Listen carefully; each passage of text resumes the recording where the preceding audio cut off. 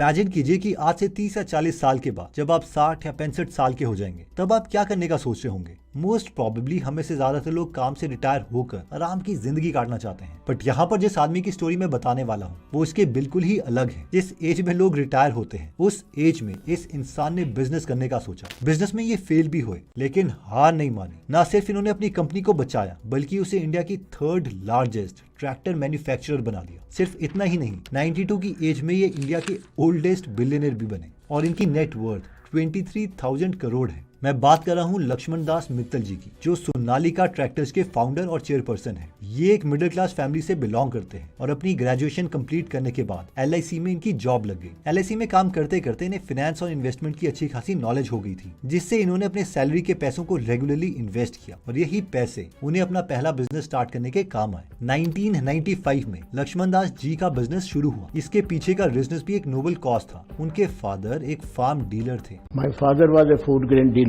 and he used to advance money to the farmers for purchase of seed and fertilisers, जो कि किसानों को उधार में फर्टिलाइजर, सीड ये सब दिया करते थे और जब फसल काटने का समय आता तो किसान फसल बेचकर ये उधार वापस करते।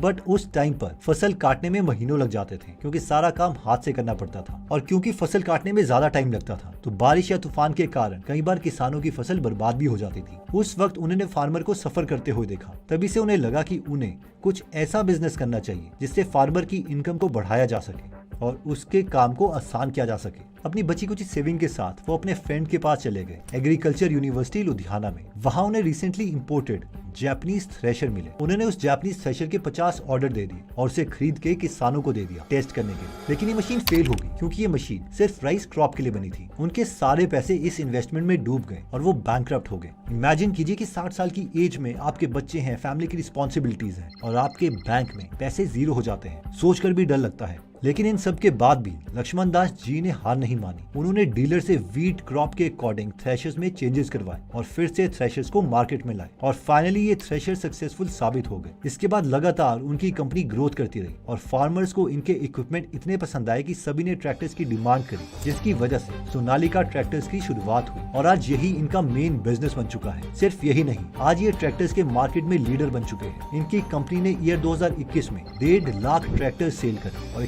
41% की ग्रोथ करी और ये अपना प्रोडक्ट सिर्फ इंडिया में नहीं बल्कि 74 और कंट्रीज में भी बेचते हैं। इन शॉर्ट स्टोरी से हमारी लर्निंग ये है कि हमारे लिए कुछ भी बैरियर नहीं है जब तक हम उसे एक्सेप्ट नहीं करते। पूरी जिंदगी LIC में काम करने के बाद लक्ष्मण दास जी ने 60 की उम्र में बिजनेस स्टार्ट किया और फाइनली 92 की एज में बिलियनर बने। और जबकि 92 की एज में मैक्सिमम बच्चे अपने माँ बाप को घर से निकाल देते हैं। मारवाड़ीज की चौथी सबसे बड़ी क्वालिटी आती है हाई रिस्क टेकिंग कैपेबिलिटी। आप सबको ये ऐड जरूर याद होगी जो हम सब टीवी में, सीरियल्स में या मूवीज में देखा करते थे। ये स्टोरी है हरि मोहन मंगूर जी की। इनका सीमेंट का बिजनेस था जो कि साल 2002 में बहुत बुरी फाइनेंशियल कंडीशन में था। ये इतना खराब हो चुका था कि इनकी अपनी कंपनी बेचने की नौबत आ गई थी। उसके अलावा जो उन्होंने लोन लिया था उस पर 19% का ब्याज था, जिसकी वजह से करोड़ों रुपए तो उन्होंने सिर्फ ब्याज में यानी इंटरेस्ट में देने थे। जब इनकी कंडीशंस बहुत खराब होगी तो उन्होंने एक फ्रांस की बहुत बड़ी सीमेंट कंपनी है VICAT के नाम से, उसको इन्होंने 50-50 डील पर बेचने का डिसीजन लिया।